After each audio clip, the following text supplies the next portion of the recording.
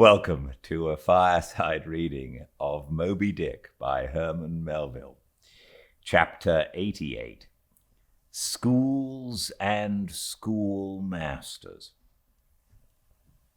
The previous chapter gave account of an immense body or herd of sperm whales, and there was also then given the probable cause inducing those vast aggregations. Now, though such great bodies are at times encountered, yet, as must have been seen, even at the present day, small, detached bands are occasionally observed, embracing from 20 to 50 individuals each. Such bands are known as schools.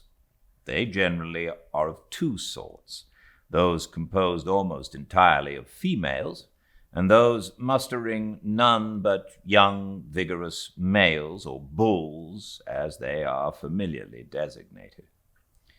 In cavalier attendance upon the school of females, you invariably see a male of full-grown magnitude, but not old, who, upon any alarm, evinces his gallantry by falling in the rear and covering the flight of his ladies.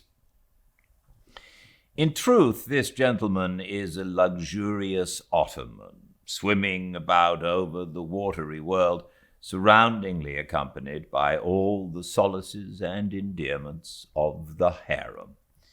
The contrast between this Ottoman and his concubines is striking, because while he is always of the largest leviathanic proportions, the ladies, even at full growth, are not more than 1/3 of the bulk of an average-sized male. They are comparatively delicate, indeed, I dare say not to exceed 6 yards round the waist. Nevertheless, it cannot be denied that upon the whole they are hereditarily entitled to embonpoint. It is very curious to watch this harem and its lord in their indolent ramblings. Like fashionables, they are forever on the move in leisurely search of variety. You meet them on the line in time for the full flower of the equatorial feeding season, having just returned, perhaps, from spending the summer in the northern seas, and so cheating summer of all unpleasant weariness and warmth. By the time they have lounged up and down the promenade of the equator a while, they start for the oriental waters in anticipation of the cool season there, and so evade the other excessive temperature of the year. When serenely advancing on one of these journeys, if any strange, suspicious sights are seen, my Lord Whale keeps a wary eye on his interesting family. Should any unwarrantably pert young Leviathan, coming that way, presume to draw confidentially close to one of the ladies, with what prodigious fury the Bashaw assails him, and chases him away. High times indeed, if unprincipled young rakes like him are to be permitted to invade the sanctity of domestic bliss. Though do what the Bashaw will, he cannot keep the most notorious Lothario out of his bed, for alas, all fish bed in common.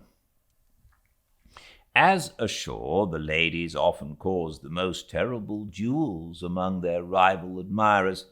Just so with the whales, who sometimes come to deadly battle, and all for love.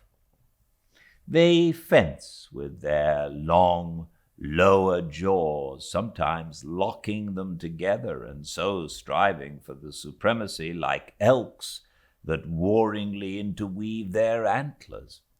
Not a few are captured, having the deep scars of these encounters, furrowed heads, broken teeth, scalloped fins, and in some instances wrenched and dislocated mouths. But supposing the invader of domestic bliss to betake himself away at the first rush of the harem's lord, then Is it very diverting to watch that lord? Gently he insinuates his vast bulk among them again, and revels there a while, still in tantalizing vicinity to young Lothario, like pious Solomon devoutly worshipping among his 1,000 concubines.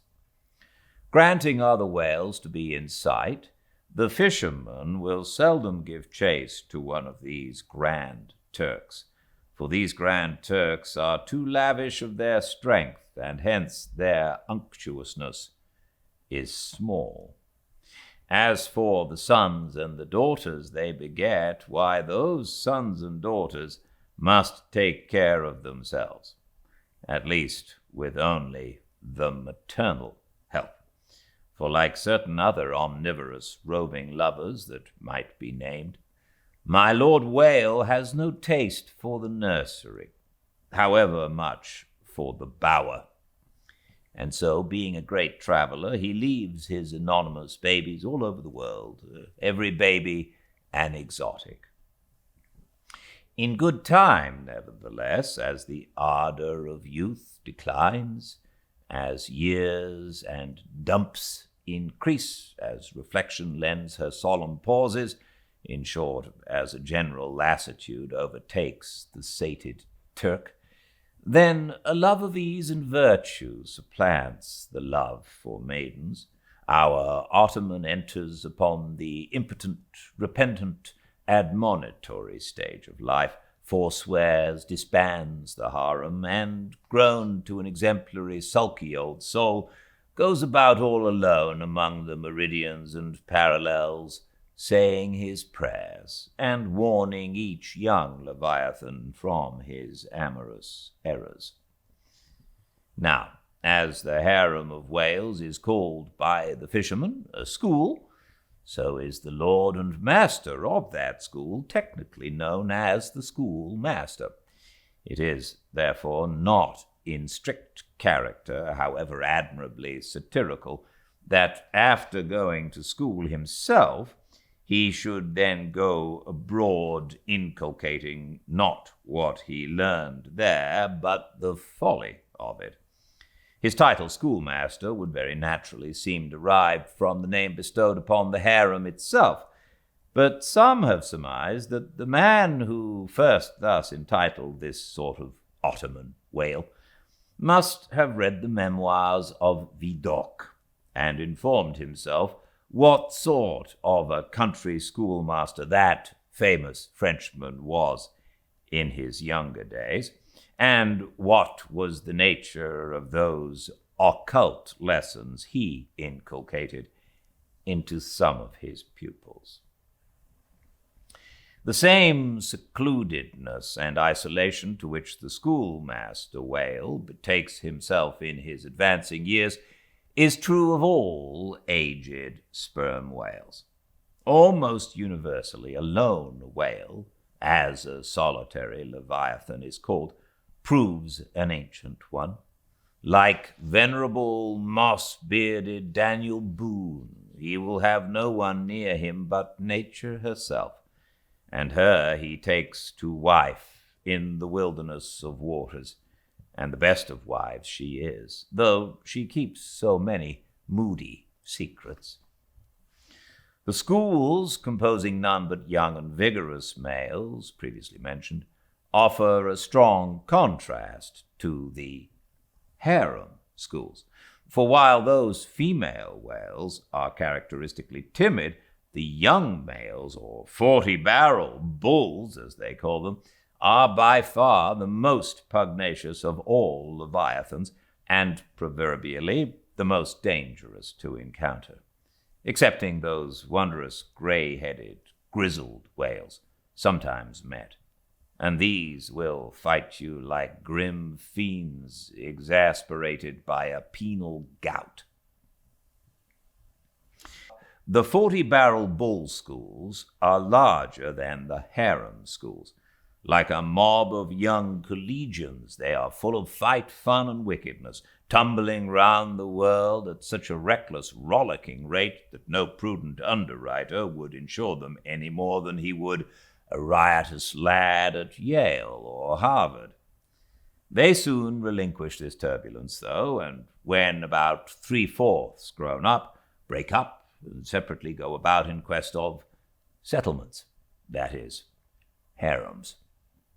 Another point of difference between the male and female schools is still more characteristic of the sexes. Say you strike a 40-barrel bull, poor devil, all his comrades quit him. But strike a member of the harem school, and her companions swim around her with every token of concern, sometimes lingering so near her and so long as themselves to fall a prey. Chapter 89. Fast Fish and Loose Fish.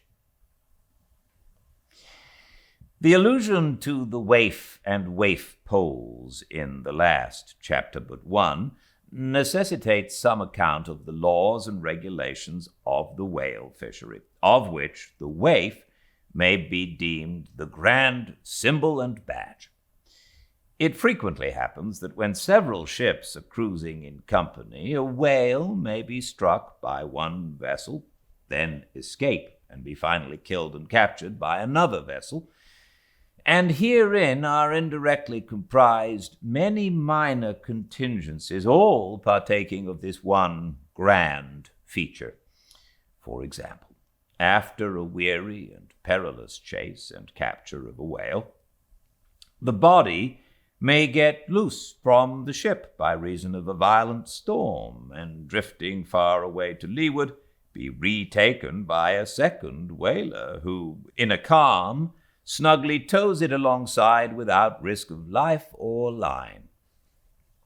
Thus, the most vexatious and violent disputes would often arise between the fishermen, were there not some written or unwritten, universal, undisputed law applicable to all cases.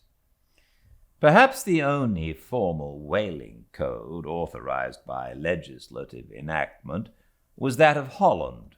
It was decreed by the States General in A.D. 1695. But though no other nation has ever had any written whaling law, yet the American fishermen have been their own legislators and lawyers in this matter. They have provided a system which, for terse comprehensiveness, surpasses Justinian's Pandects and the bylaws of the Chinese Society for the Suppression of Meddling with Other People's Business. Yes, these laws might be engraven on a Queen Anne's farthing, or the barb of a harpoon, and worn round the neck, so small are they. 1. A fast fish belongs to the party fast to it. 2. A loose fish is fair game for anybody who can soonest catch it. But what plays the mischief with this masterly code is the admirable brevity of it, which necessitates a vast volume of commentaries to expound it. First, what is a fast fish? Alive or dead, a fish is technically fast when it is connected with an occupied ship or boat by any medium at all controllable by the occupant or occupants. A mast, an oar, a 9-inch cable, a telegraph wire, or a strand of cobweb, it is all the same.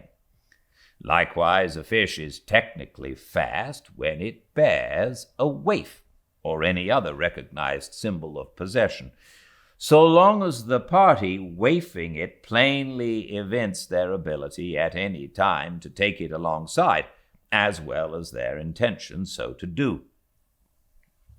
These are scientific commentaries, but the commentaries of the whalemen themselves sometimes consist in hard words and harder knocks. The Coke upon Littleton of the fist. True, among the more upright and honourable whalemen, allowances are always made for peculiar cases, where it would be an outrageous moral injustice for one party to claim possession of a whale previously chased or killed by another party, but others are by no means so scrupulous. Some 50 years ago, there was a curious case of whale trover litigated in England, wherein the plaintiffs set forth that after a hard chase of a whale in the northern seas, and when indeed they, the plaintiffs, had succeeded in harpooning the fish, they were at last, through peril of their lives, obliged to forsake not only their lines, but their boat itself.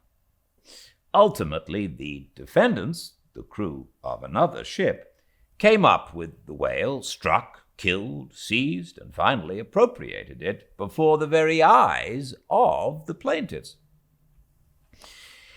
And when those defendants were remonstrated with, their captain snapped his fingers in the plaintiffs' teeth and assured them that by way of doxology to the deed he had done, he would now retain their line, harpoons, and boat, which had remained attached to the whale at the time of the seizure. Wherefore the plaintiffs now sued for the recovery of the value of their whale, line, harpoons, and boat. Mr. Erskine was counsel for the defendants. Lord Ellenborough was the judge. In the course of the defence, the witty Erskine went on to illustrate his position by alluding to a recent crim con case, wherein a gentleman, after in vain trying to bridle his wife's viciousness, had at last abandoned her upon the seas of life. But in the course of years, repenting of that step, he instituted an action to recover possession of her. Erskine was on the other side, and he then supported it by saying that though the gentleman had originally harpooned the lady, and had once had her fast, and only by reason of the great stress of her plunging viciousness had at last abandoned her, yet abandon her he did, so that she became a loose fish, and therefore, when a subsequent gentleman re-harpooned her, the lady then became that subsequent gentleman's property, along with whatever harpoon might have been found sticking in her. Now, in the present case, Erskine contended that the examples of the whale and the lady were reciprocally illustrative of each other. These pleadings and the counter-pleadings being duly heard, the very learned judge in set terms decided, to wit, that as for the boat he awarded it to the plaintiffs because they had merely abandoned it to save their lives, but that with regard to the controverted whale, harpoons, and line, they belonged to the defendants, the whale because it was a loose fish at the time of the final capture, and the harpoons and line because when the fish made off with them, it, the fish, acquired a property in those articles, and hence anybody who afterwards took the fish had a right to them. Now, the defendants afterwards took the fish, ergo, the aforesaid articles were theirs. A common man, looking at this decision of the very learned judge, might possibly object to it, but ploughed up to the primary rock of the matter, the two great principles laid down in the twin whaling laws previously quoted, and applied and elucidated by Lord Ellenborough in the above-cited case, these two laws touching fast fish and loose fish, I say, will, on reflection, be found the fundamentals of all human jurisprudence. For notwithstanding its complicated tracery of sculpture, the temple of the law, like the temple of the Philistines, has but two props to stand on. Is it not a saying in every one's mouth, possession is half of the law? That is, regardless of how the thing came into possession. But often possession is the whole of the law. What are the sinews and souls of Russian serfs and Republican slaves but fast fish, whereof possession is the whole of the law? What to the rapacious landlord is the widow's last mite but a fast fish? What is yonder undetected villain's marble mansion with a door-plate for a waif? What is that but a fast fish?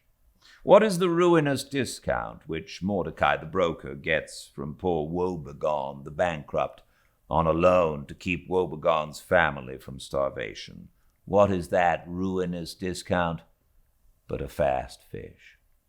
What is the Archbishop of Saved Souls' income of £100,000 seized from the scant bread and cheese of hundreds of thousands of broken-backed laborers, all sure of heaven without any of Saved Souls' help? What is that globular £100,000 but a fast fish? What are the Duke of Dunder's hereditary towns and hamlets but fast fish? What to the redoubted harpooner John Bull is poor Ireland but a fast fish? What to that apostolic lance of brother Jonathan is Texas but a fast fish? And concerning all these is not possession the whole of the law? But if the doctrine of fast fish be pretty generally applicable, the kindred doctrine of loose fish is still more widely so. That is, internationally and universally applicable. What was America in 1492 but a loose fish, in which Columbus struck the Spanish standard by way of waifing it for his royal master and mistress? What was Poland to the Tsar? What Greece to the Turk? What India to England? What at last will Mexico be to the United States? All loose fish. What are the rights of man and the liberties of the world but loose fish? What all men's minds and opinions but loose fish? What is the principle of religious belief in them but a loose fish? What to the ostentatious smuggling verbalists are the thoughts of thinkers but loose fish? What is the great globe itself but a loose fish? And what are you, reader, but a loose fish? And a fast fish, too. Chapter 90. Heads or tails. De balena vero sufficit, si rex habeat caput et regina caudam. Bracton 1.3c3. Latin, from the books of the laws of England, which, taken along with the context, means that of all whales captured by anybody on the coast of that land, the king, as honorary grand harpooner, must have the head, and the queen be respectfully presented with the tail. A division which, in the whale, is much like having an apple. There is no intermediate remainder. Now, as this law, under a modified form, is to this day in force in England, and as it offers in various respects a strange anomaly touching the general law of fast and loose fish, it is here treated in a separate chapter on the same courteous principle that prompts the English railways to be at the expense of a separate car specially reserved for the accommodation of royalty. In the first place, in curious proof of the fact that the above-mentioned law is still in force, I proceed to lay before you a circumstance that happened within the last 2 years. It seems that some honest mariners of Dover or Sandwich or some other of the Cinque Ports had, after a hard chase, succeeded in killing and beaching a fine whale which they had originally descried afar off from the shore. Now, the Cinque Ports are partially or somehow under the jurisdiction of a sort of policeman or beadle called a Lord Warden, holding the office directly from the Crown. I believe all the royal emoluments incident to the Cinque Port territories become, by assignment, his. By some writers, this office is called a sinecure, but not so, because the Lord Warden is busily employed at times in fobbing his perquisites, which are his chiefly by virtue of that same fobbing of them. Now, when these poor sunburnt mariners, barefooted and with their trousers rolled high up on their eely legs, had wearily hauled their fat fish high and dry, promising themselves a good 150 pounds from the precious oil and bone, and in fantasy sipping rare tea with their wives and good ale with their cronies upon the strength of their respective shares, up steps a very learned and most Christian and charitable gentleman with a copy of Blackstone under his arm, and laying it upon the whale's head, he says, "Hands off. This fish, my masters, is a fast fish. I seize it as the Lord Warden's." Upon this, the poor mariners, in their respectful consternation, so truly English, knowing not what to say, fall to vigorously scratching their heads all round, meanwhile ruefully glancing from the whale to the stranger. But that did in no wise mend the matter, or at all soften the hard heart of the learned gentleman with the copy of Blackstone. At length, one of them, after long scratching about for his ideas, made bold to speak. "Please, sir, who is the Lord Warden?" "The Duke." "But the Duke had nothing to do with taking this fish." "It is his." "We have been at great trouble and peril and some expense, and is all that to go to the Duke's benefit, we getting nothing at all for our pains but our blisters?" "It is his." "Is the Duke so very poor as to be forced to this desperate mode of getting a livelihood?" "It is his." "I thought to relieve my old bedridden mother by part of my share of this whale." "It is his." "Won't the Duke be content with a quarter or a half?" "It is his." In a word, the whale was seized and sold, and His Grace the Duke of Wellington received the money. Thinking that, viewed in some particular lights, the case might, by a bare possibility, in some small degree, be deemed, under the circumstances, a rather hard one, an honest clergyman of the town respectfully addressed a note to His Grace, begging him to take the case of those unfortunate mariners into full consideration, to which my Lord Duke, in substance, replied, both letters were published, that he had already done so and received the money, and would be obliged to the reverend gentleman if for the future he, the reverend gentleman, would decline meddling with other people's business. Is this the still militant old man standing at the corners of the three kingdoms on all hands, coercing alms of beggars? It will readily be seen that in this case the alleged right of the Duke to the whale was a delegated one from the sovereign, We must needs inquire then on what principle the sovereign is originally invested with that right.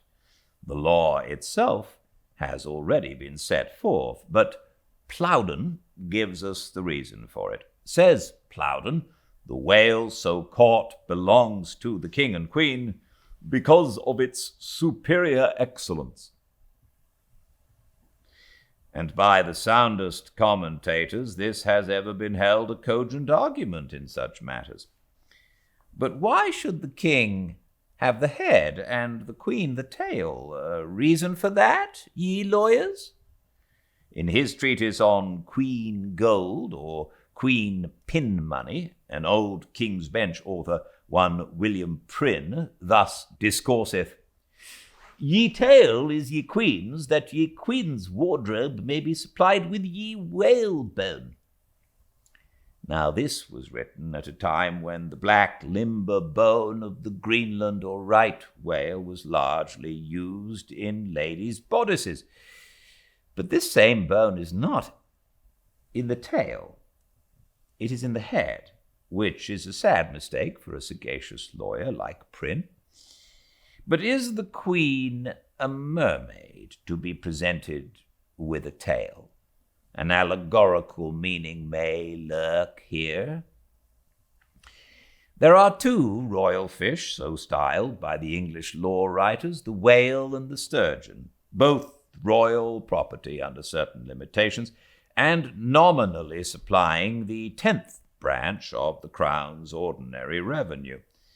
I know not that any other author has hinted of the matter, but by inference it seems to me that the sturgeon must be divided in the same way as the whale, the king receiving the highly dense and elastic head peculiar to that fish, which, symbolically regarded, may possibly be humorously grounded upon some presumed congeniality. And thus there seems a reason in all things, even in law.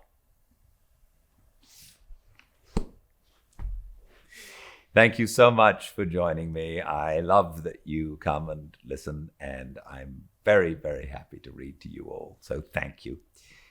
You can find all of the chapters that we've read, of all of the books that we've read, on the YouTube channel Fireside Reading. Please have a look at that. And I will read again, same time and place tomorrow, 5 Pacific, at Fireside Reading on Instagram. Until then, please be very well. Goodbye.